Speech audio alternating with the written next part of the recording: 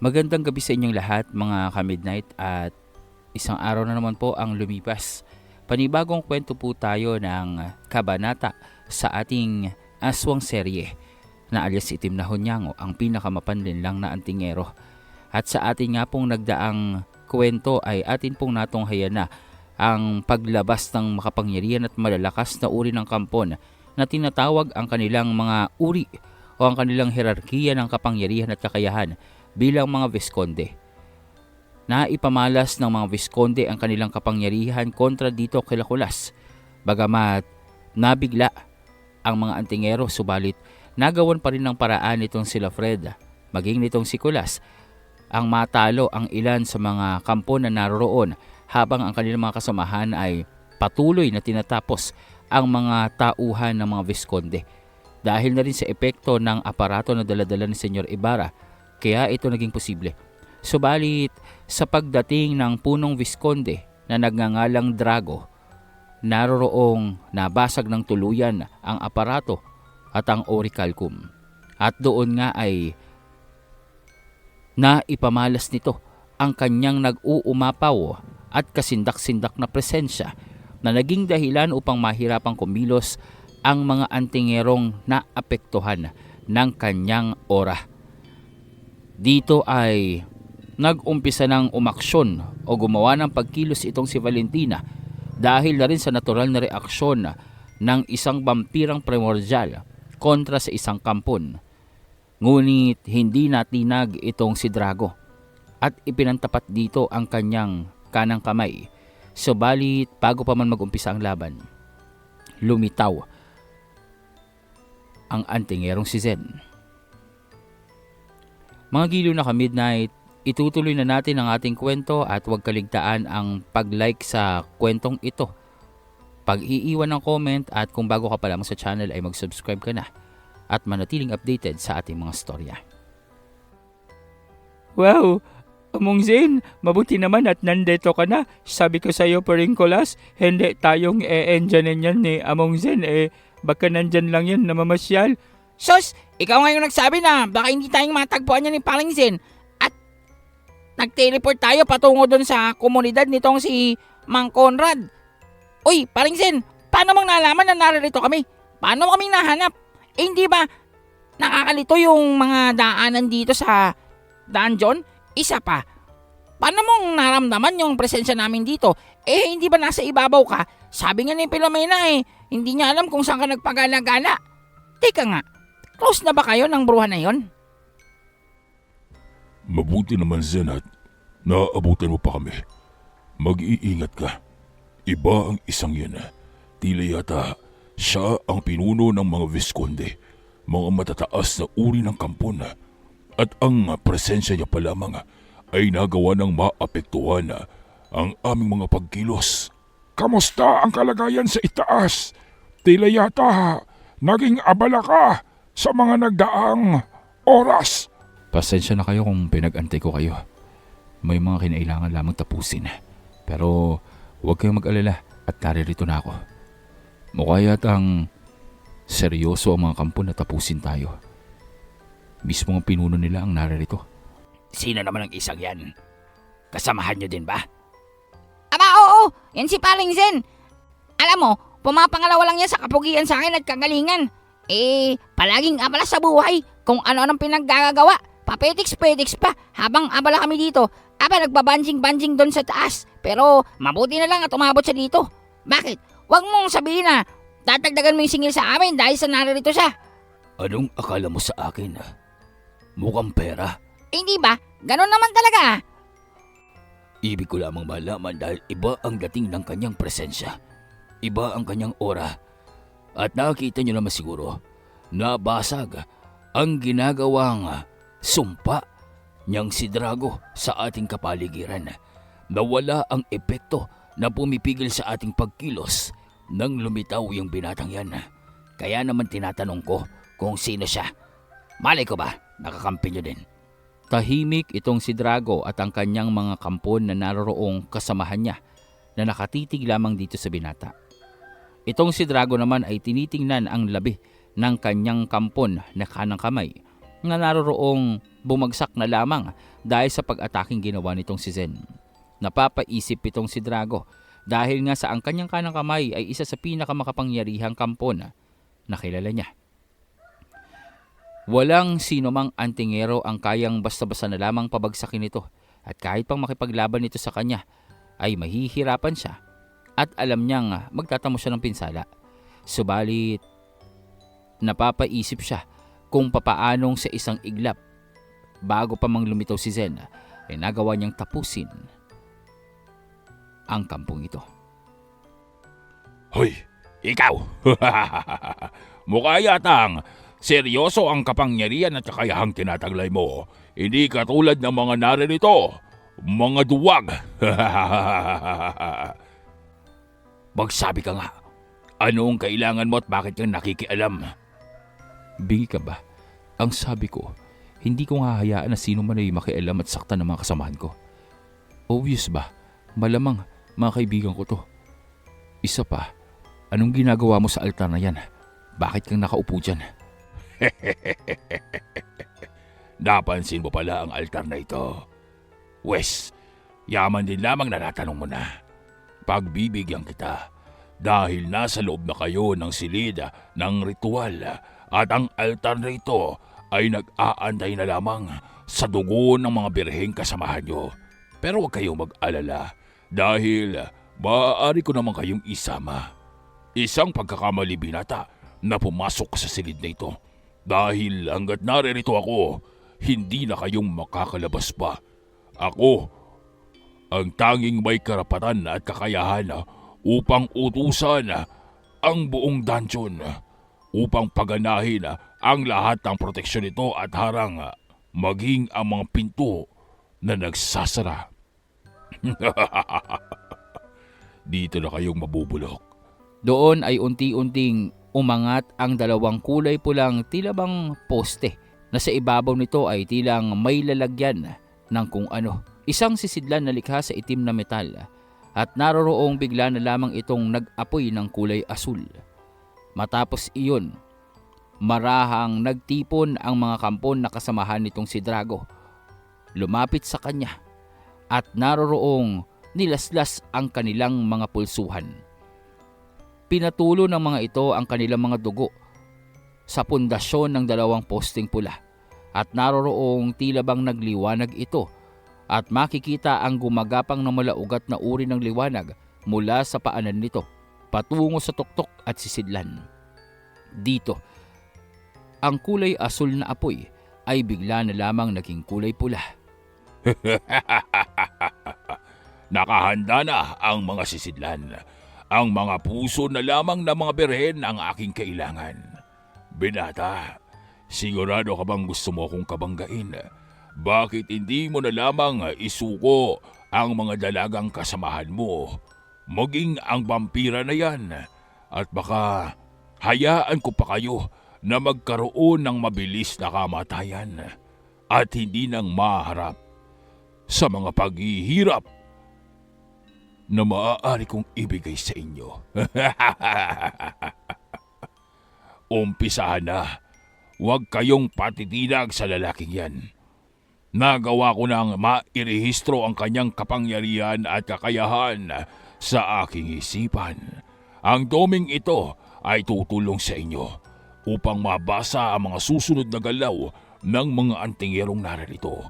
Kabilang na ang lalaking yan. Ipaghiganti niyo ang inyong kasamahan na walang awa niyang pinaslang. Umpisahan na ang pagkatay. Yari tayo paring Kolas, gagawin na tayong mukbang dito, kakatayin pa nga tayo. Anong gagawin natin? Ano pa nga ba? Eh di lumaban. Paring Zen, ibalato mo sa amin ang mga yan. Mabuti ba, yang matabang kampon na lamang ang tapusin mo. Nakakainis ang boses niya. Nakakainis ang presensya niya. Kita mo, pinagpapawisan tuloy ako dito. Ang init. Hindi niyo bang napansin? Parang papainit ng papainit ang lugar na ito. Natural lang na uminit ito dahil ang ilalim nito ay direktang nakaugnay sa dagat-dagatang apoy ng kailaliman ng mundo. Kontrolado ko ang daloy nito sa buong dungeon. At kayo ang susunod na magiging lutuin ko sa nagbabagang asupre. Doon ay biglaan na lamang na tila bang may lumitaw na malasalaming harang na namamagitan sa pangkat ng mga antingero at sa pangkat nitong mga kampon. Biglang nagsara ang harang na ito na tila bang naghahanda para sa isang pag-atake. Doon ay unti-unti na lamang lumitaw ang usok mula sa ilalim ng sahig na tinatapakan nila Zen. Maya-maya pa, lumabas ang tila bang mga tunaw na uri ng bagay na nagbabaga, na unti-unti, marahang gumagapang, kumakalat sa buong paligid at tumataas. Umay, yari tayo dito. Kapag nagpatuloy yan, mukhang magiging barbecue tayo. Magsiswimming tayo sa dagat-dagatang apoy. Anong gagawin natin?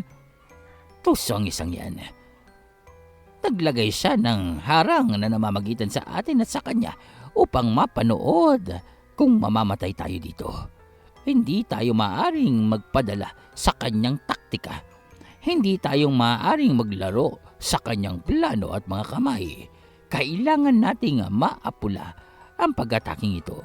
Hindi kong masasabing isa lamang itong ilusyon na natitiyak ko. Isang purong kakayahan at kapangyarihan ang kanyang tinataglay.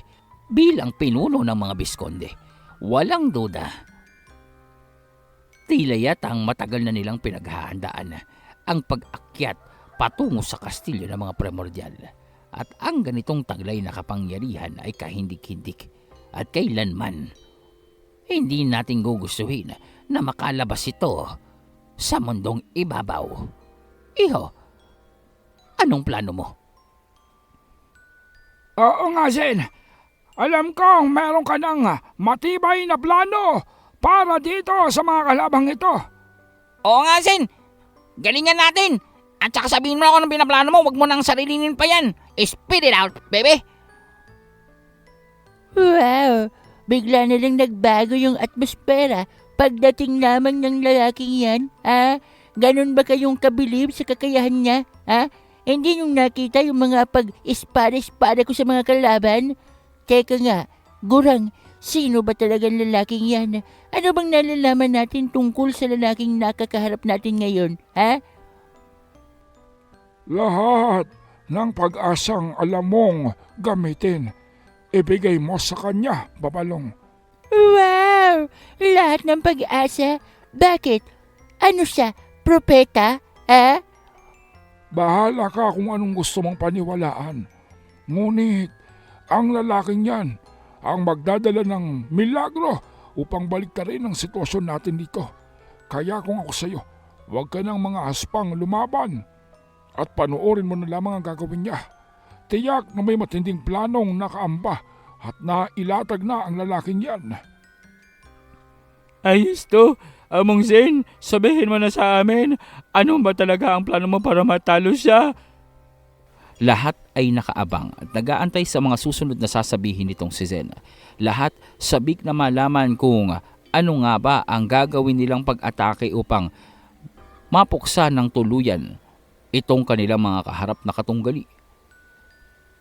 Lahat umaasa na sa kanilang gagawin ayon sa mungkahi nitong si Zen, agad na matatapos ang sakuna at abnormalidad na nagaganap sa kanilang kapaligiran. Wala. Ang totoo niyan, wala akong plano. Napunta lang ako dito at naramdaman ko yung kakaibang presensya. Pero pasensya na kayo. Wala din akong plano. Hindi ko nga alam kung anong kakayahan ng mga kampon. Wow! Oh, tanda, ilagay mo ang lahat ng nalalaman mong gamiting pag-asa at paniniwala sa binatang yan. Wala din palang plano ang kumag na yan. Akala ko naman all high and mighty at magaling yan. Mas magaling pang magplano niya ng grade 1 Hindi mo talagang alam kung paanong tumatakbo ang isipan ng lalaking yan. Ngunit mag-antay ka lamang, kaunti pang saglit. Makikita mo din at malalaman at mauunawaan ang ibig kong sabihin. Ibig mo sabihin, bigla ka lang umatake dito upang kaharapin kami, lalong-lalo na ang pinunong Bisconde, nang wala ka man lamang kaplano-plano sa utak? Meron ka ba talagang utak? O baka naman, inanay na ito at naglaho na, iniwanan ka na ng katinoan. Walang plano, haharap sa mga katulad namin na mga Bisconde. Idagdag mo pang narito ang pinuno namin. Nakakaawa kayo. Aasa kayo sa kagalingan ng isang kagaya niya na kahit ang pagpaplano ay hindi alam gawin. Kailangan ba ng plano para tapusin kayo lahat? Sa tingin ko hindi. Ang pagiging arugante, ang pagbagsak, nakahihinatnan mo. Ang pagiging mong mayabang, ang magiging dahilan ng iyong kabiguan. Gusto ko kung paano kang mag-isip. Pero kaya mo bang pangatawanan ang mga binitawan mong salita? Tatapusin mo kaming lahat? Narinig niyo ba yun? Dapat na yata kayong matakot sa lalaking yan dahil tatapusin niya tayong lahat ng walang plano. Ibig sabihin, ganun siyang katiwala sa kanyang kapangyarihan. Ibig sabihin, kayang-kaya niya tayong harapin ng sabay-sabay. Ngunit, hindi ganoon ang hilig ko. Gusto kong makitang magmakaawa ang ating mga biktima. Bueno, pagbibigyan kita, binata. Ako na ang haharap sa iyo nang matapos na ang kalokohang ito. Sandali lang, pinuno.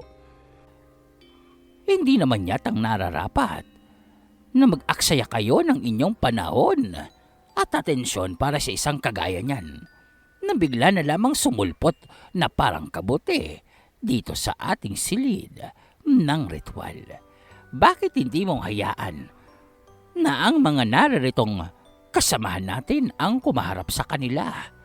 Manood ka na lamang at huwag nang mabahala at mangamba pa. Alam kong mahalaga sa iyo ang oras at bawat segundong pumapatak. Subalit mas mahalaga sa amin na matapos ng maayos ito. Alam namin na maaaring pati ang silid na ito ay mawasak kapag ikaw ang kumilos. Kaya pakiusap, hayaan mong kami na lamang ang humarap sa mga tampalasang dayuhang ito sa ating kaharian. Bueno, mahusay ka talaga. Alam mo kung paano kung pakakalmahin.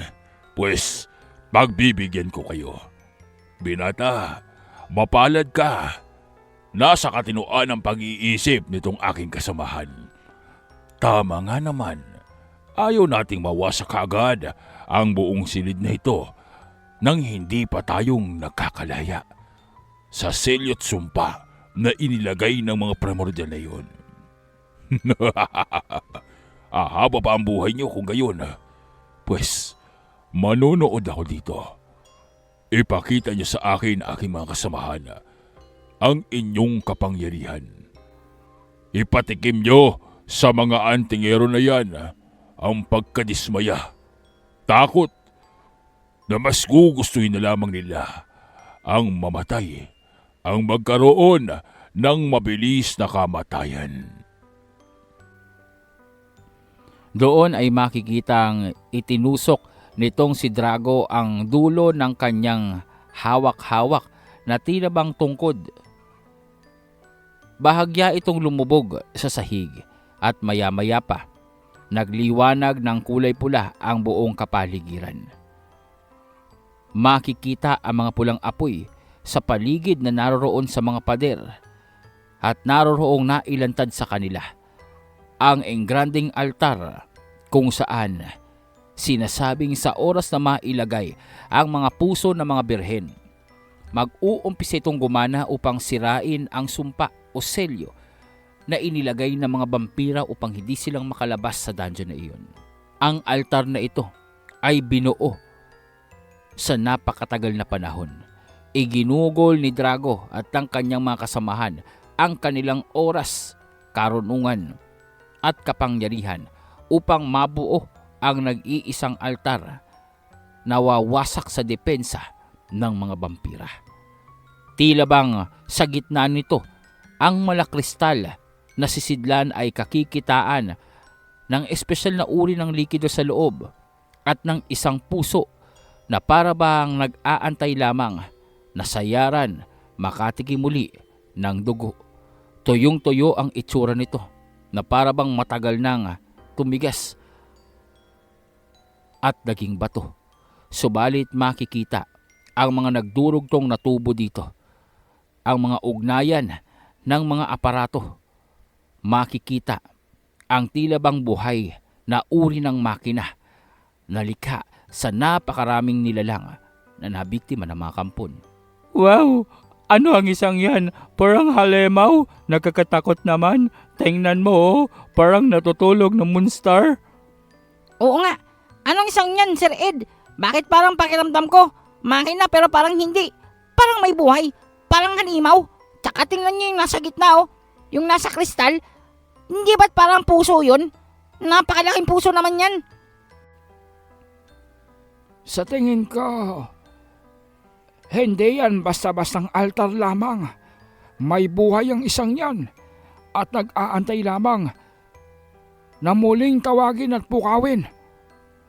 At sa tingin ko, ang bubuhay dyan ay ang puso ng mga birhen at ang kanilang dugo. Tandaan nyo, ang mga kampon ay pawang mga vampirang nabigo. Kaya naman, tama lamang na ipagpalagay natin na ang dugo ng mga birhen na naririto ang kanilang pakay upang buhayin ang kung anumang uri ng nilalang na yan o makinarya. Ang dugo namin ang kanilang kailangan upang makumpleto at maisakatuparan ang kanilang paglaya. Bagay na hindi natin maaaring... Teka. Nawala ako dun sa sinasabi mo, Ninang. Ang sabi mo, yung mga dugo ng mga virgin, ang kailangan yan. Mga inosente. Eh bakit sinabi mo mga dugo namin? Teka nga, huwag mong sabihin, Ninang, na hanggang ngayon, inosente ka pa. Aba, napakatagal ng panahon. Kasamaan mo pang nga yung mga bayaning nasa aklat, mga alamat. Tapos, sasabihin mo, isa kang innocence? Wow! That's amazing! Sir Ed, ano? May asim pa pala tong si Ninang. Pag nagkataon, ikaw ang first time. Uy, nagsasalita pa ako dito. Sir Ed, ano ang nalalaman mo tungkol sa ganyang makinarya? Tila yata kung hindi akong nagkakamali. Gawa yan sa buhay ng samot-saring nilalang na pinagsama-sama. Ang ibig mong sabihin, yung kagaya nung camera doon sa taas, yung nakalaban natin? Loko, anong kamerang pinagsasabi mo? Sa tingin ko, maihalin tulad natin to sa mga kaimera. Subalit ang kaibahan lamang nito, isa itong aparato.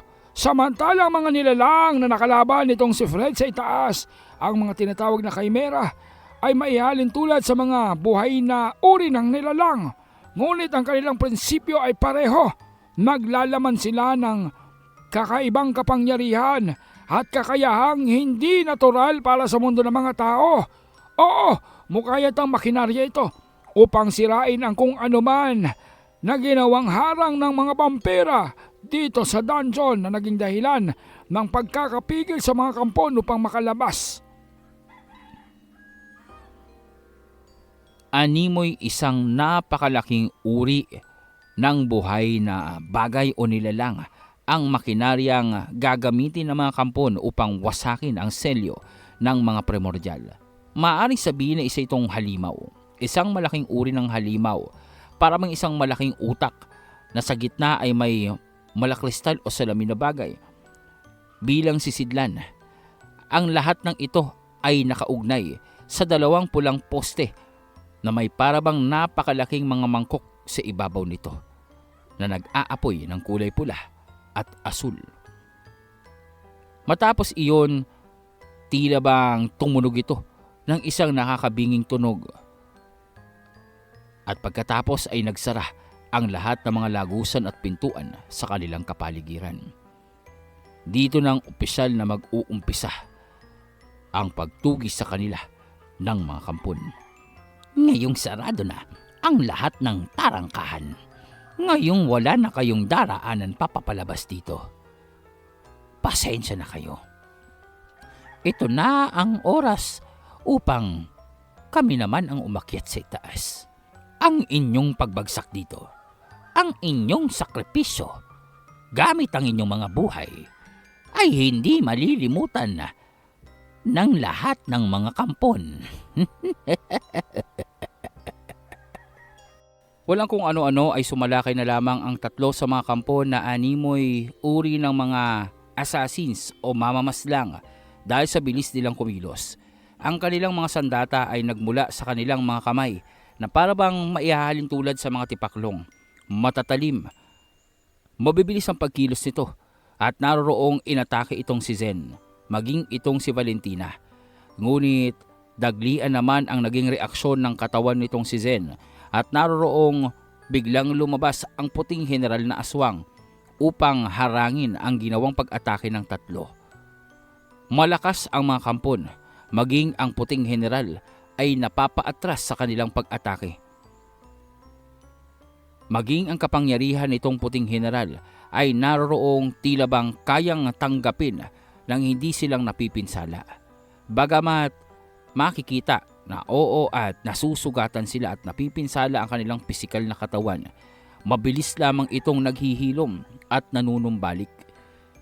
Maliban pa doon, namumula ang mga mata ng mga kampon na ito na tila bang hayok na makuha at mainom ang dugo ng kanilang mga kalaban. Naroong nagngangalit ang kanilang mga pangil at ang kanilang aura ay naghahalong pula at itim na sumasabay sa kanilang pagkilos. Para bang kung titingnan ay nagbabaga o nasusunog sila dahil sa itim na malausok na pumapaikot sa kanilang katawan sa bawat pagkilos na ginagawa nila. Ngunit hindi itong alintana ng binata. Ang kanyang mapagmasid na mata ay naroroong nakatuon sa kapaligiran upang makita ang mga biglaang pagkilos ng kanilang mga kalaban. Batid nitong si Zen, hindi lamang ang tatlong iyon ang kikilos upang atakihin sila. Pauna pa lamang ito at sinusubukan ang kanilang kapasidad at tinitingnan o nakikiramdam pa sa kanyang maaaring gawin. Hindi maiaalis ito sa mga kampon. Ito ang natural na reaksyon ng mga kampon dahil nga sa ito ang kanilang kaparaanan upang patuloy na magtagumpay at mabuhay sa kabila ng napakaraming uri ng nilalang na napapadpad sa kanilang dungeon. Maliban kasi sa mga antingero, ang dungeon na iyon ay tila bang isang lugar kung saan may portal na nagdurugtong sa ibang o kakaibang dimensyon kung saan lumilitaw ang mga iba't ibang uri ng nilalang na hindi nagmula sa sangkatauhan. Dahilan ito upang mahasa ang kagalingan sa pakikipaglaban ng mga kampon, maging ang kanilang reaksyon sa bawat pagsalakay na ginagawa sa kanila nitong si Valentina ay nagagawa nilang maiwasan. Ang mga pulang mandirigma naman nitong dalaga ay naroroong kumikilos na rin upang atakihin ang iba pa sa mga kasamahan nitong si Drago. Hindi na ito isang pulutong ng mga mandirigma. Dahil nga sa kaganapan, nagpasya itong si Valentina upang pagsamahin ang puwersa ng mga kampon niya ng kanyang mga mandirigmang pula at lumika ng iisang uri lamang ng nilalang na tutugis sa mga ito. Isang nilalang na para bang replika ng kanyang sarili, ngunit ang kaibahan lamang nito, kulay pula ang buhok nito. Walang ibang emosyon ang mukha maliban sa galit at pagkauhaw sa dugo. Ito ang kumikilos upang depensahan ang ilan pa sa kanilang mga kasamahan habang sila ay nakikipaglaban sa mga pinakamatataas ang antas ng karunungan, kapangyarihan at kalakasan ng mga Visconde. Batid nitong si Valentina, ilan sa kanyang mga kasamahan ay walang kakayahan upang kalabanin nito Dahil nga sa ang kapangyarihan ng pagiging antingero ay hindi uubra dito. Kaya lang, sa kabila ng pagkabatid nila na ang kakayahan at kapangyarihan ng isang antingero ay dapat na hindi umuubra laban sa mga kampon, isang pinagtataka nila ay kung papaanong ang mga kakayahan nitong si Zen ay nagagawang pumaslang ng kampon, nagagawang tumagos sa depensa ng mga ito at lalong-lalo na nagagawa silang saktan na kung susundan ang batas ng kapangyarihan at natural na kakayahan ng mga kampon, hindi dapat silang napipinsala ng kapangyarihan ni Zen, lalong-lalo na ang kanyang puting general na aswang ay nagmula sa isang mutya. Ngunit naroroong nakikita nila, isa-isang pinapatay ni Zen ang mga sumusugod sa kanyang kampon. Maging itong si Drago, iyon ang iniisip. Pinuno, hindi ba't dapat ay hindi tayong nasasaktan ng anumang kakayahan ng mga antingero? Hindi akong maaaring magkamali. Isang antingero ang lalaking yan. Ang kanyang mga gabay na tumutulong sa kanya ay nagmumula sa mga taglay niyang mutya. Ngunit ang aking katanungan, Pinuno, bakit para bang wala lamang sa kanya ang ating proteksyon? Bakit hindi niya itong pinapansin at hindi niyang alintana? At higit sa lahat, papaanong sa isang iglap, ilang kampon na nakasamahan natin ang napabagsak niya? Kumalba ka lamang dahil sigurado ako nagpapakitang gilas pa lamang ang lalaking yan. Mukha yatang ibig niyang ako mismo ang kaharapin. Mukha yatang ipinapakita niya na hindi sapat ang kakayahan ng ating mga kasamahan upang kaharapin siya. Pwes, pagbibigyan natin siya sa kanyang kagustuhan bago man lamang siyang mamatay. Kumilos ka na, Versace. Ikaw na ang humarap sa kanya. Nagawa niyang patayin ang aking kanang kamay. Ngunit, huwag mo akong bibigyan ng parehong kabiguang sinapit ng iyong kaibigan. Ako pa talaga ang pinaalalahanan mo niyan. Wala sa bokabularyo ko ang pagkabigo at pagkatalo. Wala sa aking buhay at kinalimutan ko na ang salitang kahinaan. Kaya naman, hindi niyong kailangang mabahala dahil ililigpit ko siya sa lalong madaling panahon. Papaano ba yan? Mauna na ako sa inyo. Ito si Versace. Bagamat walang kalinawan kung ano ang kanyang kapangyarihan at kung talaga bang isa siyang kampon, dahil nga sa kung titingnan ay isang napaka-ordinaryong tao lamang nito. Subalit, mataas ang pagtitiwala sa kanya ng punong Visconde. Mataas ang paniniwala ng kanilang pinuno o ng kanilang amo na kakayanin ni Versace ang pabagsakin nitong si Zen. Sa kabila ng abalang pakikipaglaban ng mga antingero at itong mga kampon, patuloy ang paglikha ng plano nitong si Drago. Hindi siyang nagpapabaya. Inoobserbahan niya ang kaganapan ng labanan.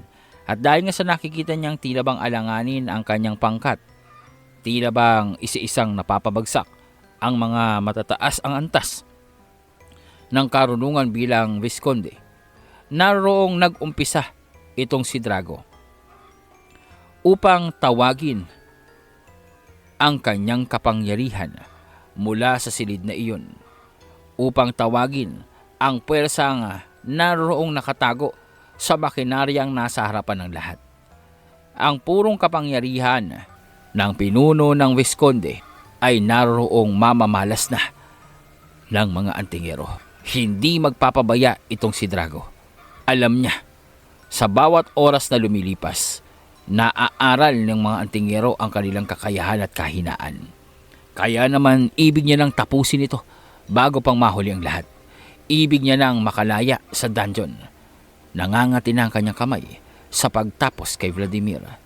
Ngunit ang kaharap nilang antingero ang nag-iisang itim na hunyango. Napakarami nila. Saan nagmumula ang mga kampong ito? At parang hindi humihinto ang pagpasok dito. Akala ko ba'y naisara na nila mga pintuan? Ngunit bakit hindi humihinto ang mga pulutong na mga kampon?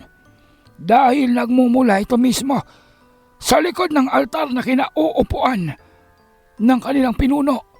Tila yata iyon ang nag-iisang lagusan papalabas dito. Subalit iyon din mismo ang daanan ng mga kampon na pumapasok upang tapusin tayo. Wala tayong ibang pagpipilian kundi ang paslangin ang lahat ng kampon at gumawa ng daanan papasok diyan. Sa makatuwid, kailangan nating pabagsakin mismo ang pinuno ng mga kampon. Ang dragon na yan. Gayon na nga, yun lamang ang tanging kaparaanan. Subalit sa kasalukuyang estado ng ating mga kasamahan at sa dami ng polotong ng mga kampon, hindi ito magiging madali. Maliban pa doon, tingnan mo ang pulang liwanag na nagmumula sa kisame. Tila yata isa itong orasan na hindi natin tiyak kung ano ang binibilangan. Oras na makumpleto ang ritual na ito. Oras na makarating ang liwanag na nagmumula sa kaitaasan ng altar kapag nagdikit ang liwanag ng taas at ang dilim ng ibaba. Lahat ng hindi kampon sa loob ng silid na ito ay hihinto sa pagkilos. Kaya kampante itong pinuno namin dahil sigurado ako iyon ang inaantay niya. Ang natural na reaksyon ng altar sa oras na makaramdam ito ng mga birhen at mga dalisay na dugo dito sa loob. Ang kailangan na lamang namin ay panatilihing abala ang lahat. Kahit pang anong lakas nila, oras na maging aktibo na ang makinarya ng altar. Lahat sila ay mawawalan ng laban at hindi nang magagawa pa ang kumilos na muli.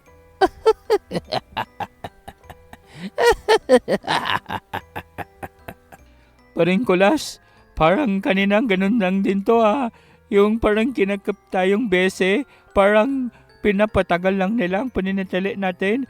Bakit hindi pa silang umatake ng sabay-sabay? Kahit yung pinuno nilang si Drago, bakit hindi kumikilos? At para bang pinanonood lang tayo? Esa pa, bakit parang pakiramdam ko, orasan niyang liwanag na nasa itaas? Asya ka, tingnan mo yung parang anino na nasa ibaba. Parang nagtatapat-tapat sila. Oo nga, kanina ko bang napapansin yan. Parang nagka-countdown na. Paring Zen, paring Fred, tingnan nyo oh. Dapat bang wasakin na natin yung mga liwanag na yan? At saka yung kulay pulang parang dugo sa itaas? Parang kinakabahan ako. Parang oras na magdikit ang dalawang yan may mangyayaring masama sa atin. Isa pa, tingnan nyo, habang tumatagal, yung mga kampon na lumalabas dyan sa likod ng inuupuan niyang si Drago, papalaki ng papalaki at papaiba ng papaibang itsura. Parang lumalakas ng lumalakas. Tama ang sinasabi ni Kulas. Pansin ko, sa bawat paglabas ng pangkat ng mga kampon mula sa tarangkahan na yan, tila yata mas tumitindi ang kanilang puwersa at tila yata mas pahirap ng pahirap ang pabagsakin sila. Maliban pa doon, ang presensya ng kanilang pinuno ay tila bang nagbibigay sa kanila ng kakaibang kalakasan. Ang presensya ng kalmadong si Drago ay nagpapakaba sa akin. May bagay na inaantayan. May lihim na pagkilos ang ginagawa nila. Isang sorpresang pag-atake na maaaring magdulot sa atin ng kabiguan. Iba ang pakiramdam ko dito. Iba ang mga ngiti niya. Tila yatang ngiti ng isang nagtagumpay sa isang digmaan. Dahil sa mga sinabi ni Senyor Ibarra, dahil sa mga napansin nitong sila Kulas, mas lalong tila bang naging maigting ang pagpapakilos nitong si Drago sa kanyang mga tauhan. Kung matatandaan, magagawang marinig ni Drago ang mga usapan nitong mga kaharap niya, maging ang mga nasa isipan bahagyang naririnig niya o nababasa ang tumatakbo dito. Kaya naman, nang mapagtanto niya na unti-unting tila bang nagkakaroon ng ideya ang pangkat ng mga antingero sa tunay niyang pakay kung bakit nananatili sila sa silid na iyon, inumpisahan niya na ang tawagin ang mga malalakas na uri ng kampon na pumapantay sa kapangyarihan niya. Oo, tama at siya ang pinuno ng mga kampon dahil siya ang unang kampon na nilikha. Subalit hindi ibig sabihin nito na siya ang pinakamalakas. Ang hierarkiya sa posisyon ng kalakasan at kapangyarihan ng mga kampon ay hindi namang nasusukat sa kung gaano itong katagal na nabuhay. Maliban doon ay ang dugong pinagmulan ng nilikhang kampon. Sa makatuwid, ang kakayahan at katangian nito bago pa man siyang maging kampon. Ito ang nagiging basihan. Bagamat hinirang bilang pinuno itong si Drago na tagapangasiwa ng lahat ng kampon at tagapagpatupad ng kanilang pagkilos upang masira ang harang at depensa, hindi maiaalis ang katotohanan. May ilan pa sa mga kampon ang mas makapangyarihan sa kanya na naroroong nag-aabang lamang. Ang tunay na mga nasa likod ng pagkilos upang pasdangin ang primordial ay naroroong patuloy na nag-oobserba. Ito ang hindi alam ng nakararami. Ito ang hindi nakalathala sa mga aklat ng kasaysayan at karunungan. Ang mga kampon na halos maging perpektong vampira na, mas mataas kumpara sa Biskonde, ang naroroong nag-aantay ng hudyat mula kay Drago. Masaya ito. Pagurin niyo sila. Gawin niyo ang lahat upang masimot ang kanilang enerhiya at mana. Mas mahina sila, mas maganda para sa pag-aalay. Sinabi ko naman sa iyo, binata, kung pumayag ka kanina pa lang na ibigay sa amin ng walang padlalaban ang mga birhen. Eh di sana, kanina pa kayong namatay at hindi nang nahihirapan pa dito. Subalit nagmamatigas ka at nagmamayabang. Ngayon, harapin mo ang galit at bagsik ng mga kampon. Pagmasdan nyo, ang kapangyarihang ni Binsan ay hindi pang nasaksihan ng sinumang antingero sa ibabaw na lupa.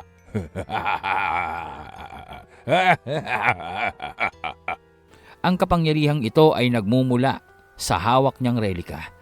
Ang tungkod ng kapangyarihang taglay niya ay nagmula pa sa sinauna. Ito ay sa kadahilanan na kung matatandaan, ginagawang tambakan o imbakan ang pinakailalim na palapag ng dungeon.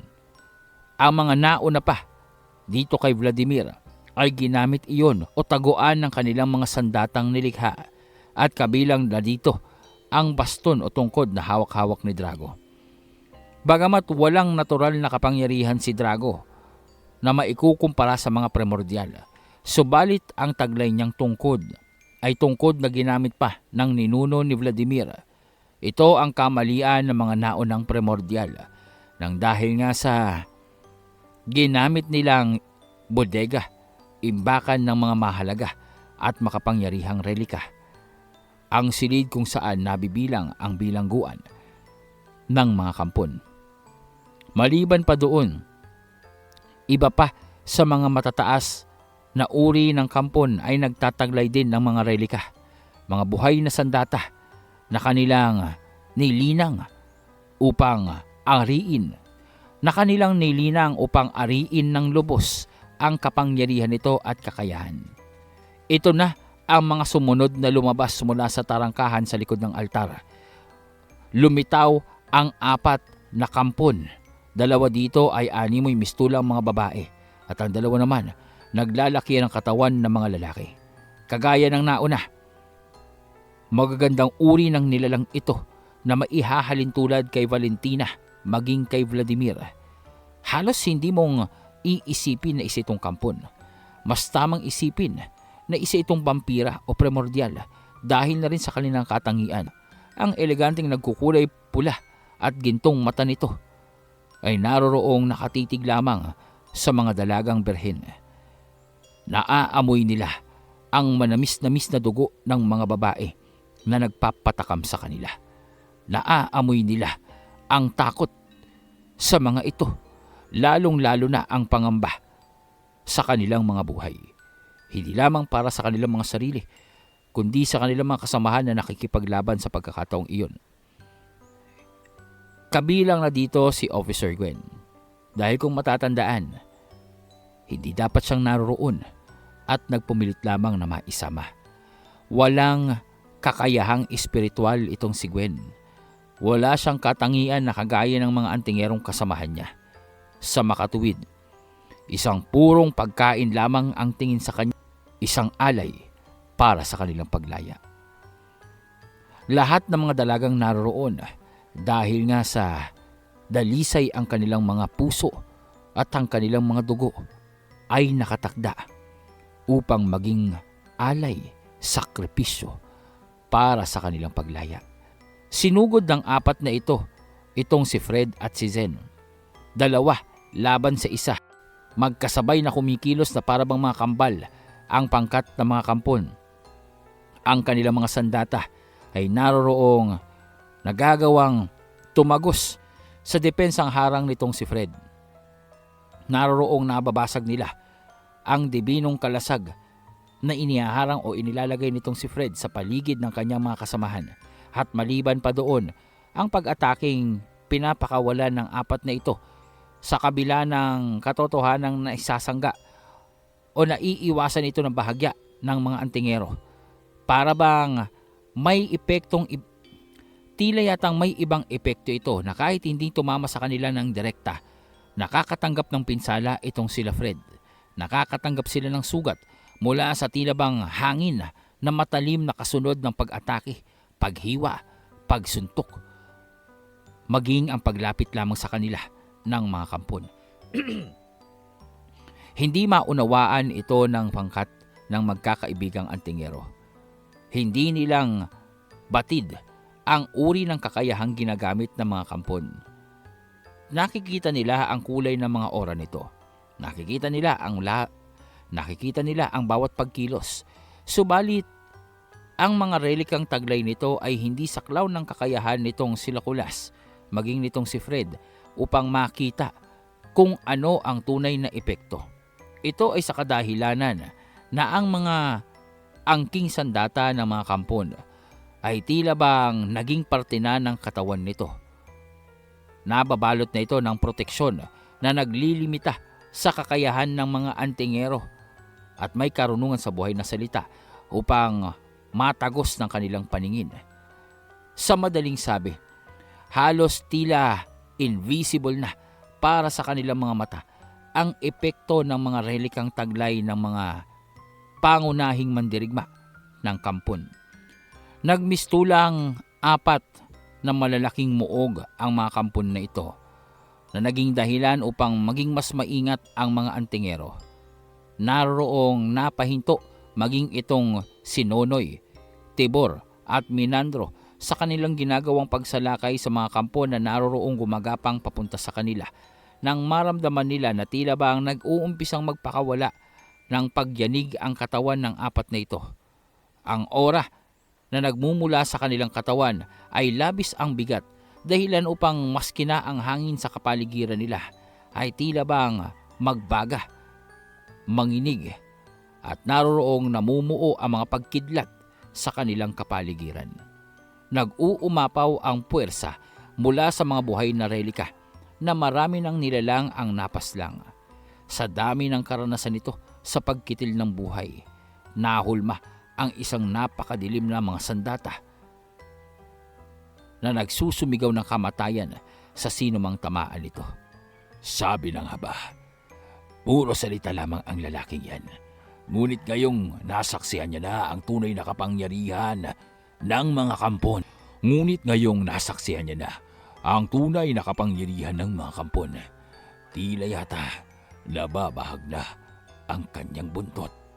Maging ang kanyang mga kasabahan pinanghihinaan na at nawawalan na ng pag-asa. Epektibo ang estilo ng pakikipaglaban ni Drago. Epektibo ang kanyang pagkilos at pagtawag sa aming mga kasamahan. Tila yata tansyado niya na kung paano kaming magwawagi sa labanang ito.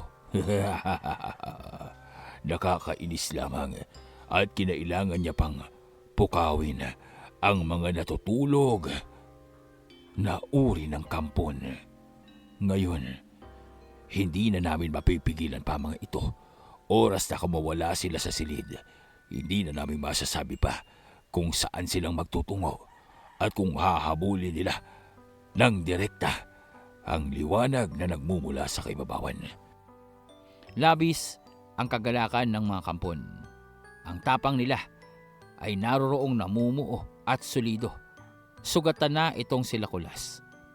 Maging si Fred dahil na rin sa kanyang pangmalawakang pagpoprotekta sa kanyang mga kasamahan. Hindi lamang ang kanyang sarili ang kanyang dinedepensahan. Nananatili ang kanyang pagbantay sa kanyang mga kasamahan. Ito ay upang matiyak na ligtas ang bawat isa sa kanila. Iyon ang layunin ng kanyang kapangyarihan bilang isang proteksyon at tagapatnubay, tagapagbigay ng karagdagang kalakasan sa kanyang mga kasamahan. Batid nitong si Fred, mas epektibo ang kanyang mga nakuhang kakayahan, lalo-lalo na ang kapangyarihan ng 7 pakpak ng kalangitan, hindi sa pang-opensang gamit, bagkus pagsuporta sa kanyang mga kasamahan, pagpapalakas sa kanilang mga kapangyarihan at katawan, pagtataas ng kanilang mga depensa, at ang kabuuang pagpapahilom sa mga pinsala at sugat na natatamo nila. Alam nitong si Fred, hindi niya maaaring ibaba ang dibinong presensya ng kanyang dome sa kapaligiran dahil tanging ito ang pumoprotekta sa kanyang mga kasamahan laban sa pinapakawalang enerhiya ng mga kampon na naroroon o ika nga ang tinatawag na miasma. Dahil oras na malanghap ito ng kanyang mga kasamahan, lason ang dadaloy sa kanilang mga ugat na magiging dahilan ng kanilang kamatayan. Masama ito. Yata mas bumibigat na tebejote na ang mga kalabang lumalabas dyan. Anong susunod dyan sa 4 na kinakaharap natin, paring Kulas? At saka, bakit parang feeling ko, hindi na tayo ang main priority ng mga kampon, kundi yan si paring Fred at si Among Zen? Bakit sila lang ang tinatalakay? Bakit sila lang ang sinusugod ng mga kampon? Ano tayo, invisible? Maaaring direktang nararamdaman ng mga kampon ang tinataglay na puwersa at presensya ng dalawang yan. Kaya naman agad silang umaaksyon upang tapusin ito. Tandaan nyo, matalino ang mga kampon. Hindi silang basta-bastang gagawa ng pagkilos ng hindi organisado. Maliban pa doon, natitiyak ko, may kakayahan ang kanilang pinunong si Drago upang kausapin sila gamit ang telekinesis sa pamamagitan ng kanilang mga isipan na ipapabatid ditong si Drago ang mga susunod nilang pagkilos ng napaka-epektibo. Nakakaawa naman kayo mga tao. Kami pa talaga ang nakaharap nyo. Kami pa talaga ang hinamon nyo. Sana'y alam nyo na sa oras na tumapa kayo dito sa dungeon na aming pag-aari, ang dungeon na ang nagmamay-ari sa buhay nyo. Kaya wag na kayong manlaban at wala ding kwenta yan. Ang aking depensa ay hindi matatagos kahit pa ng pinakadibinong uri ng kapangyarihan. Ang aking depensa ay mananatili hanggang sa ang bawat isa sa inyo ay magsuka na ng dugo dahil sa epekto nito. Pagpasensyahan nyo na, hindi kong kontrolado ang epekto ng aking kalasag. Hanggat may nararamdaman itong mga inosenteng buhay sa kapaligiran, patuloy na magpapakawala ito ng miasma hanggang sa umabot sa punto na lahat kayo dito ay hindi nang kaya pa ang kumilos. Makikitang seryoso ang kampo na ito at hindi siyang nagsisinungaling sa kanyang mga sinasabi. Dahil naroroong makikitang bahagyang nagdurugo na ang ilong ng ilan sa mga antingerong naroroon. Baliban pa doon, nanlalabo na ang paningin nitong sila Gwen. Sa kanilang lahat, siya ang pinakaapektado. Siya ang may pinakamababang depensa. Kahit pa sa kabila ng katotohanang abot-abot na ang proteksyong ibinibigay sa kanya ni Fred at ni Jimeno. Dahil nga sa mahinang katawan niya, siya ang nagiging punteriya ng negatibong epek ng kapangyarihan ng mga relikang taglay ng kampon. Iya, ayos ka lang ba? Makatatayo ka ba? Masama ito. Mga kasama, nag-uumpisa nang umepekto ang kapangyarihang taglay ng mga kampon na yan dito sa dalagang ito. Kapag hindi tayong gumawa ng paraan, maaaring mas maging seryoso pa ang epekto nito sa kanya. Baka kung anong mangyari sa kanya. Wag naman sana. Subalit kung magpapatuloy ang paglitaw ng mga kampon na may kakaibang enerhiya at presensya, hindi nang kakayanin ng babaeng ito. Naka, sinabi ko naman kasi sa'yo, hindi ka na lamang nanatili doon at pumirmis kung saan kang naroroon kanina. Hindi ba? Binalaan na kita, ha? Hindi ganun kadali ang mapunta sa lugar na ito, ha? Lalong-lalo na sa kagaya mo. Naka, ano ang sasabihin sa akin ng mga magulang mo, ha? Kapag may nangyari sa'yo? Ay. Ang bahala sa kanya, Chip. Bibigyan ko siya ng paunang lunas. May mga dala pa ako ditong gamot. Pangkontra sa negatibong epekto ng mga abnormal na yan. Kailangan na nating matapos ang laban ng ito dahil nakikita ko. Ano bang sandali, baka pati tayo ay maapektuhan na ng kanilang mga kapangyarihan. Tila yata hindi patas ang pagtatapat na ito. Ang ating mga kapangyarihan bilang mga antingero ay walang epekto sa kanila. Ang aking karunungan bilang albularyo ay hindi man lamang gumagana o umuubra sa isa man sa mga kampo na yan. Samantalang ang kanilang mga kapangyarihan ay direktang tumatama sa atin. At kung hindi ganoon kataas ang depensang inilagay sa atin ng Arkanghel, baka kanina pa tayong namatay dito. Sa mga narinig nitong si Zen tungkol sa kalagayan ng kanyang mga kasamahan, naroroong napatitig ito kay Valentina. Ang dalaga naman ay tila bang naunawaan na ang ibig sabihin nitong si Zen at tumango lamang ito. Maya-maya, umatras itong si Valentina at naroroong tumabi dito kay Gwen. Ito ay upang maproteksyonan ang dalaga. Si Valentina ang umaabsorba sa negatibong epekto na tumatama dito kay Gwen. Doon pa lamang tila bang nakahinga ng maluwag ang dalaga at muling nanumbalik ang kanyang paningin at ulirat. Samantalang ang mga kampo naman ay labis na ang pagngisi dahil kitang-kita na nila ang pagkadehado ng mga antingero. Subalit, biglaan na lamang na para bang isang pagdagundong ang narinig nila. At makikita ang paghugot nitong si Zen sa kanyang itim na punyal mula sa isang tila bang dimensional na uri ng portal. Matapos iyon, inihagis nitong si Zen ang itim na punyal at dire-diretso itong tumagos sa mga kampon na nasa harapan nila. Sapul sa kanilang mga noo ang mga kampon. Hanimoy isang liwanag na naroroong umatake sa lahat ng kampon na papasugod sa kanila at sabay-sabay na lamang na tila bang lantang gulay na bumagsak ang mga ito. Direktang pinunterya nitong si Zen gamit ang pagkontrol sa kanyang sandata itong si Drago. Subalit kahit pang sa kabila ng katabaan ng katawan nito na tila bang napakabigat, bigla itong naglaho sa kanyang tronong kinauupuan at naroroong nasa itaas na ito ni Zen upang atakihin siya. Agad na bumagsak dito kay Zen ang mga kulay itim na uri ng bola ng enerhiya na sabay-sabay na tila bang nakonekta ng itim na uri ng kuryente o kidlat at sumabog. Nakakasilaw ang pagsabog na naganap at kasabay pa nito ay ang patuloy na pag-atake at pagpapakawala ng espiritual na enerhiya nitong si Drago mula sa kanyang tungkod. Hindi itong direktang nagmula sa katawan ng kampon. Lahat ng ito ay naipong enerhiya sa loob ng tungkod na iyon. Lahat ng ito ay nagmula sa napakahabang kasaysayan ng karanasan ng sandatang ito sa pakikipaglaban at pagpaslang sa maraming uri ng nilalang. Ngunit buong-buo ang karunungan ni Drago ukol sa paggamit ng relikang ito na para bang siya ang mismong nagmamay-ari nito. Tingnan mo ang nangyayari sa'yo, binata. Alam kong hindi kang basta-bastang babagsak sa mga ginawa ko. Subalit, pagmasdan mo ang kapaligiran mo. Patingin pa lamang yan ng kapangyarihang maaari kong ibagsak sa inyo.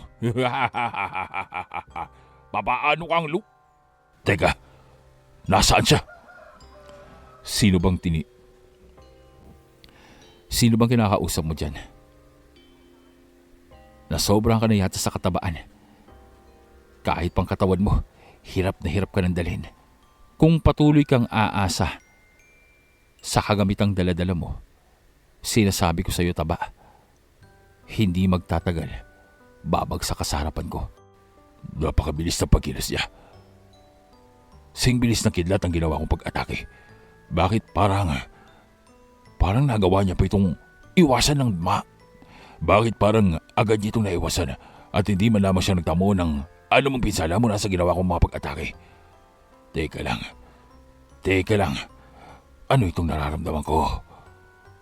Ano itong panginginig ng mga kamay ko?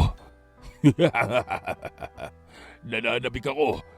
Tila yata sa hinaba-haba ng panahon bilang pinuno ng mga kampon. Ngayon lamang ako nakaramdam ng gantong pananabik. Ngayon lamang tila bang nagkaroon ng banta sa buhay ko. Oras na para sa kanilang paglitaw. Walang balak itong si Drago upang kaharapin si Zen. Malinaw ang kanyang tungkulin bilang pinuno, tagapagbaba ng kautusan, tagaplano, tagagawa ng taktika sa pagkilos ng mga kampon. Ngunit may mga nakalaang uri ng kampon na naroroong kung sakasakali na may makaharap silang kakaiba ang kakayahan at kapangyarihan ay makakayang humarap upang tapusin. At sa pagkakataong iyon, batid nitong si Drago, ang kapangyarihan ni Zen ay lampas sa kanyang kakayahan, kaya hindi niyang nais na sabayan ito ng tapatang pakikipaglaban. Hinipan nitong si Drago ang singsing na nasa kanyang kamay at doon napakatinis na tunog ang maririnig na pumailan lang. Matapos iyon, 2 tarangkahan ang umangat ang batong harang dito at lumabas ang 2 kampon na nasa katauhan ng 2 dalaga. May hawak ang bawat isa dito ng 2 uri ng espada na parabang kumukurba ang mga talim. Maliban pa doon ang kanilang itsura, ang kanilang aura. Mas malakas ito kumpara sa aura ni Drago. Kitang-kita ito ni Fred. Ang kadiliman at ang kasamaang bumabalot sa dalawa ay tila bang triple ng tinataglay ni Drago. Agad niyang inabisuhan itong si Zen sa kanyang nararamdamang peligro dahil makikita ay naroroong tumatabi na ang mga kampon, nagbibigay daan sa 2 dalaga na marahan namang naglalakad patungo sa harapan ng antingero. Mukha yatang hindi nang kinaya ng paglalaro mo, Drago, ang mga kalaban mo. Ganun bang kalakas ang isang ito at kinailangan mong hipan ng iyong singsing upang tawagin kami? Mukha yatang kinakalawang ka na, pinuno. Ako, kinakalawang. Malinaw ang ating pag-uusap. Ang ginawa nating pagpupulong sa nagdaang milenyo. Kayo ang dapat na tumapos sakali mang dumating ang pagkakataong ito na makaharap natin ang isang nilalang na may kakayahan na tapatan ang kapangyarihan ng mga primordial. Natitiyak ko, lampas sa primordial ang kakayahan ng isang yan. Ito na ang pagkakataon nyo upang masubukan ng inyong kapangyarihan kung magagawa nyong ibagsak ang arkanghel na yun at ang lalaking kaharap natin. Ibig sabihin noon, magiging madali na lamang sa atin ang tapusin ang mga primordial. Kaya naman bakit hindi nyo nang umpisahan? Umpisahan nyo sa Arkanghel at sa lalaking yan. Ibigay niyo sa amin ang tagumpay. Nag-aantay na ang altar. Nag-aantay na ang makinarya natin. Ang mga puso ay kailangan ng makuha. Ang mga birhen ay kailangan ng matuyuan ng dugo. Alang-alang sa ating paglaya. Zena, mag-iingat ka. Naramdaman mo naman yata ang presensya nilang dalawa nang lumabas sila. Malayong malayo ito dyan sa dragon na yan. Sila ang tunay na problema natin dito. Nauunawaan ko yun, Fred, at kitang-kita ko ang nag-uumapaw na aura na nagmumula sa kanila. Hindi uubra sa kanila ang mga pag-ataking ginagawa natin. Maliban pa doon, tuso ang dragon na yan. Sigurado akong habang abala tayo sa pakikipagtunggali sa dalawang babae, gagawa siya ng kaparaanan upang makuha ang mga kasamahan nating dalaga. Kaya naman, maging alerto ka. Ang dibinong kapangyarihang harang na inilagay mo, ang tanging nagiging dahilan kung bakit hindi silang makaatake ng direkta sa mga dalagang kasamahan natin. Alam ko mahirap ito para sa iyo. Malakas ang pagkonsumo nito ng mana, subalit kailangan mong panatilihin ito ng kaunting segundo pa. Gagawa ko ng paraan. Kailangan nating masira ang opensang pag-ataking pinapakalat nitong si Drago. Sinasabayan niya ang pag-atake ng kanyang mga kasamahan gamit ang hindi nakikitang puwersa upang pahinain ang ating mga katawan. Napansin mo din pala yun. Kanina ko pang nararamdaman na yun. Marahang tila bang sinisira ang aking depensa. Animoy mga anay na unti-unting tinitibag ang pundasyon ng aking presensya. Kailangan nating masira ang tungkod na hawak-hawak ni Drago dahil natitiyak ko doon nagmumula ang kanyang kalakasan, ang kapangyarihan at ang kakayahan niya upang makipag-usap sa kanilang isipan. Hayaan mo na yun sa akin. Ituon mo ang atensyon mo sa babaeng susugod sa iyo. Tila yata ikaw ang kursunada ng isang yan. Mag-iingat ka. Huwag na huwag mong hahayaang masugatan ka ng patalim niya. May sumpa ang patalim na taglay nila. At sigurado, iyon ang pangunahing pakay nila. Ang magdulot ng pinsala sa atin upang hindi na tayo makalaban pa. Mukhang kailangan ko ng tulong yung tatlo. Matapos sabihin ito ni Zen, agad na lumitaw ang Fenrir, ang puting general, at ang Volture. At sa pagkakataong iyon, nasa ibang anyo ang Volture. Tila bang aparasyon ito ng katawan ng isang tao na napakadilim. Masasabing isang aninong naroroong kumikilos ang presensya ng Volture. Hindi ito ang natural na anyo ng nilalang na ito. Mala espiritual ito na para bang nababasa na ang sitwasyon sa kapaligiran. Hindi nang nagdalawang salita pa itong si Zen at naroroong naging proteksyon niya ang Volture. Isang harang na pumipigil sa puwersa ng babaeng naroroong sumusubok upang tumagos sa depensa ni Zen at paslangin ang espiritual na presensya ng binata. Ang kampong kaharap nitong si Zen ay nagtataglay ng isang korona. Isang relikang korona na nagbibigay ng kakaibang kapangyarihan sa may taglay nito. Hindi pisikal ang direktang pinsala na nagagawa ng koronang ito. Sinisira nito mula sa loob ang sino mang biktima nito. Sinisira nito ang ugnayang espiritual ng nilalang na kagaya ni Zen. Pinuputol nito ang ugnayan ng buhay sa pisikal na anyo at pangangatawan at sa espiritual na kamalayan. Ngunit ang Volture na matatandaang matakaw at mahilig sa pagkain ng mga kakaibang uri ng enerhiya at nag-uumapaw na lakas ay naroroong inabsorba ang pwersang nagmumula sa relikang korona at maya-maya pa nabasag ito dahilan upang magkaroon ng sugat sa bandang kaliwang mukha itong babaeng kampon. Labis ang galit na naramdaman ng babae. Isa sa kanyang mga taglay na relika ay naroroong nawasak at nabasag ang mga kristal na tinataglay nito. Mukha yatang Lampas sa inaasahan natin ang kakayahan niya. Nagawa niyang sirain ang relikang korona nang hindi pa siyang umaatake. Lara, tapusin mo na kaagad siya. Huwag ka nang mag-aksaya pa ng panahon. Gamitin mo na ang lahat ng pwersang tinataglay mo. Tandaan mo, hindi tayong nagbibigay ng partida sa anumang laban, mahina man o malakas ang kaharap mo. Ibigay mo ang buong kalakasan mo. Tapusin mo na siya. Alam ko yon at hindi mo kailangang utusan.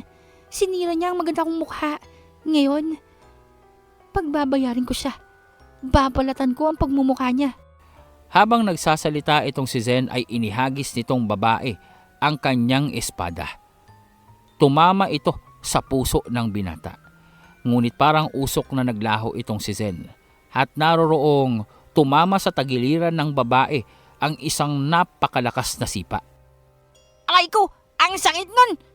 Uy, paring Zen, ikaw hindi ka man lamang gentleman. Bakit mo sinaktan niyang babae?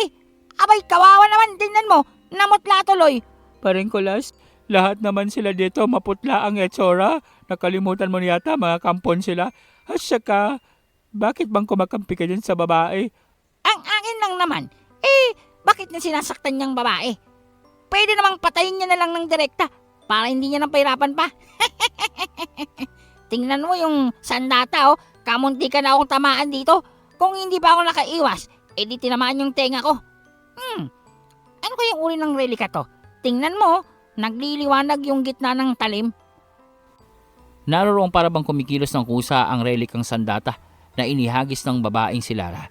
Subalit, naroroong kinuha ito ni Kulas. Nagpupumilit na kumawala ito upang bumalik sa may-ari sa kanya, ang may tangang babae. Ngunit naramdaman ng gabay nitong si Kulas ang kakaibang enerhiya sa relikang iyon. Kaya naman agad itong lumitaw at kinuha mula kay Kulas ang patalim. Sa kamay ng hari ng mga lamang lupa ay parabang yelong natunaw ang relika at naroroong pumasok ito sa katawan ng gabay. Oy! Halak ka! Hindi sa'yo yun! Bakit hindi natin binalik dun sa babae? Anong ginawa mo? Bakit natunaw yun? Solid! Solid ang sarap! Hindi mo bang naramdaman? Napakapuro ng enerhiyang nagmula sa relikang iyon. Kulas, gusto ko pa.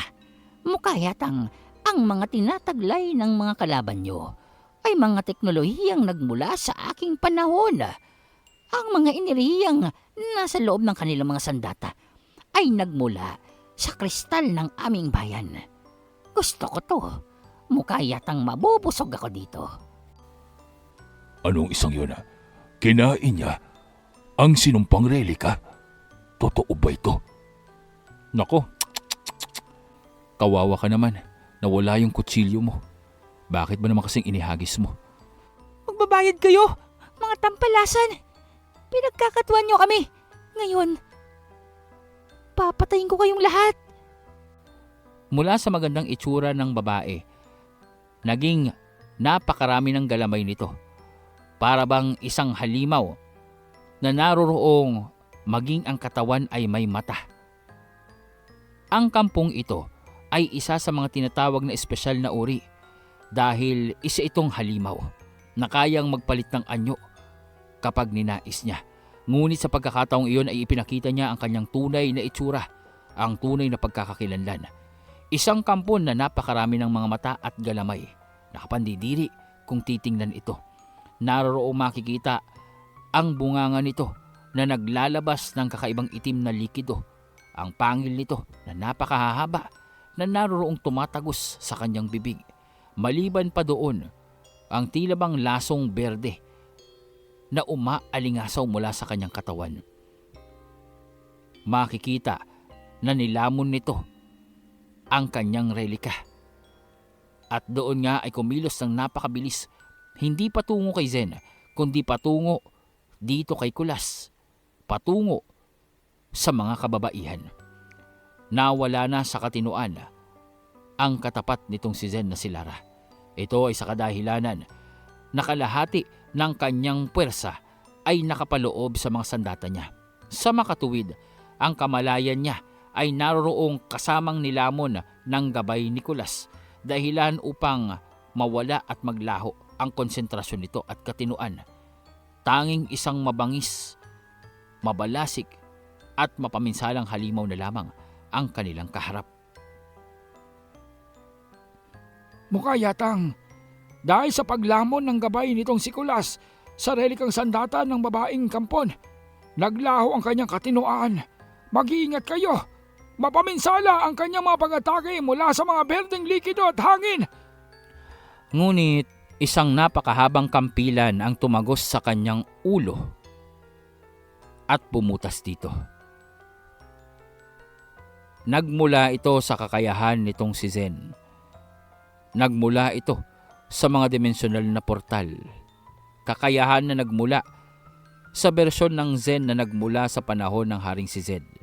Unti-unting nakakabisa na ng kasalukuyang Zen ang estilo ng pakikipaglaban ng kanyang bersyon ng makapangyarihang emperor ng Karimlan, Panginoon ng lahat ng nasa kadiliman. Ang mandirigma na sa maraming panahon ay pilit na kinakalimutan ng may mga karunungan. Makikita ang tila bang nakakainsultong pagngisi nitong si Zen nang ikutin niya ang kampilan at pugutan ng ulo ang kampon. Nang magawa niya ito, bigla na lamang tila bang naging marmol ang katawan ng kampon na ito at naroroong nabasag. Iba ito kumpara sa mga kampon na nakalaban ng mga kasamahan niya. Kung ang mga kampon na nakakalaban nila ay nagiging pulbos at naaabo sa oras na mapaslang nila ito, ang nakalaban nitong si Zen na si Lara ay naroroong naging bato. Matapos iyon, nang mabasag ito ay tila bang natunaw at naging puting likido. Naglaho ito at pumailalim sa sahig ng altar.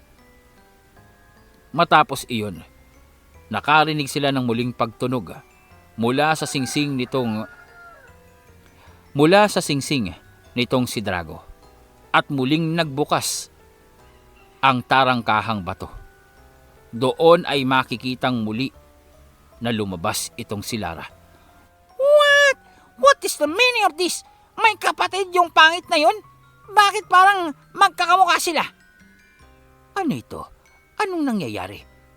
Bakit nabuhay muli siya? Ang mga espesyal na uri ng kampon, hanggat naririto sa loob ng altar, ay hinding mamamatay. May basbas ang mga kagaya nila mula sa aming nilikhang altar. Kaya naman, mapapagod lamang kayo at patuloy silang paulit-ulit na babangon upang tapusin kayo. Mga giliw na ka-midnight, dito muna nating tatapusin ang ating kwento sa gabing ito at maraming salamat sa patuloy niyong pagsuporta. 10 days to go and counting para naman po sa ating muling pagsubok upang makapag-apply sa ating partnership.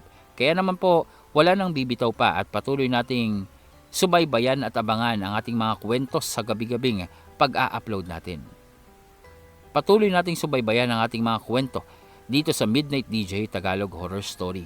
Maging sa ating mga channels na sooner or later ay i-apply natin para sa monetization. Yun lamang po sa gabing ito at mag-iingat kayong lahat. Sana po ay nagustuhan nyo ang ating kabanata sa gabing ito. At kung nagustuhan nyo ay mag-iwan kayo ng komento sa baba. Ito pong muli ang inyong narrator na si Sir Mar ng Midnight DJ Tagalog Horror Story. Magandang gabi sa inyong lahat.